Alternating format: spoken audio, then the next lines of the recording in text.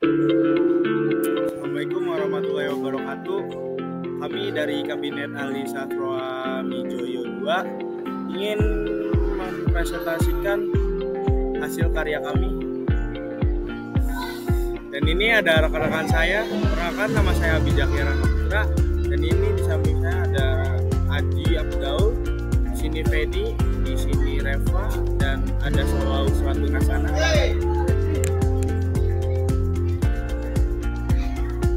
Kabinet Ali Sastroa Midjoyo. Kabinet ini dibentuk lewat keputusan Presiden 85 tahun 1956. Ini merupakan kabinet koalisi 3 partai yang meraih suara terbanyak dalam pemilu 1955. Sebanyak 24 orang masuk dalam kabinet pengganti kabinet Burhanuddin Harap ini. 3 partai besar yang mendukung kabinet Ali Sastroa Midjoyo II adalah PNI atau Partai Nasional Indonesia sebagai pemenang pemilu, Masyumi dan NU. Sebelumnya Ali Sastroa Midjoyo pemimpin kabinet Ali Sastroa Midjoyo I mulai Juli 1953 sampai Juli 1955. Kabinet Susunan anggota Kabinet Ali Sastroa Midjoyo. Perdana Menteri Ali Sastroa Midjoyo dari PNI, Wakil Perdana Menteri 1 Muhammad Rum dari Masyumi, Wakil Perdana Menteri 2 Idam Khalid dari NU, Menteri Luar Negeri Rustam Abdul Ghani dari PNI sampai 28 Januari 1957, kemudian diganti oleh Sastroa Midjoyo.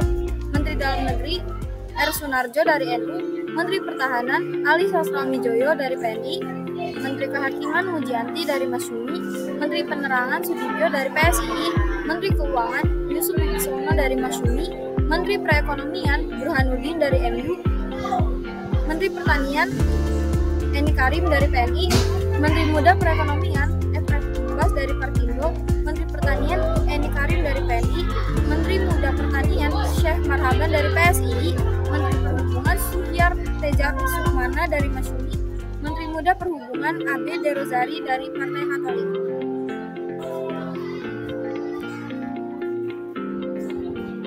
Program kerja Kabinet Ali Sastroa Midjoyo II memiliki beberapa program kerja utama, antara lain menyelenggarakan konstituante untuk menyusun konstitusi baru yang mengganti UUD 1950, menyelesaikan masalah Irian Barat dengan cara diplomasi melalui Perserikatan Bangsa-Bangsa atau PBB, melanjutkan ekonomi nasional dengan mengembangkan sektor pertanian dan industri, menjaga stabilitas politik dan keamanan nasional dengan mengatasi pemberontakan regional dan gerakan separatis, meningkatkan hubungan luar negeri dengan negara-negara sahabat, terutama negara-negara Asia Afrika.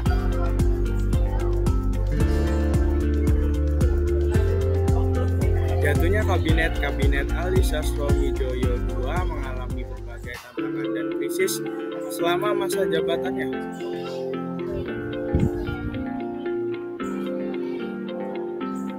Beberapa faktor penyebab jatuhnya kabinet ini adanya perbedaan pandangan antara PNI dan Masyumi mengenai masalah Irian Barat. PNI menginginkan penyelesaian secara damai melalui PBB, sedangkan Masyumi mendesak agar dilakukan aksi militer untuk merebut kembali wilayah tersebut dari Belanda. Adanya pemberontakan regional di beberapa daerah seperti PRRI di Sumatera, Permesta di Sulawesi, dan DITI di Jawa Barat. Pemberontakan ini didukung oleh sebagai anggota Masyumi dan militer yang tidak puas dengan pemerintah pusat. Pemberontakan ini mengancam persatuan dan kesatuan bangsa serta menimbulkan kerugian ekonomi dan sosial. Adanya gerakan seperti di Aceh yang dipimpin oleh Daud Bereh yang menuntut agar Aceh menjadi negara Islam yang merdeka. Gerakan ini juga didukung oleh sebagian anggota Masyumi dan NU yang berafiliasi dengan Islam tradisional. Adanya tekanan PKI yang mendesak agar dilakukan land reform atau reforma agraria untuk menyejahterakan rakyat miskin. PKI juga menuntut agar dibentuk Dewan Nasional yang beranggotakan perwakilan dari partai-partai politik, organisasi massa, dan militer.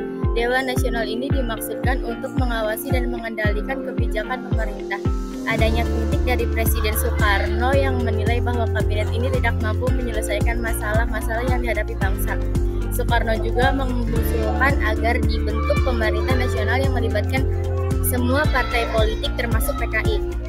Akhirnya pada tanggal 14 Maret 1957 Ali Sastroamidjojo mengembalikan mandatnya sebagai Perdana Menteri kepada Presiden Soekarno. Presiden Soekarno kemudian membentuk Kabinet Juanda sebagai mengganti Kabinet Ali Sastroamidjojo.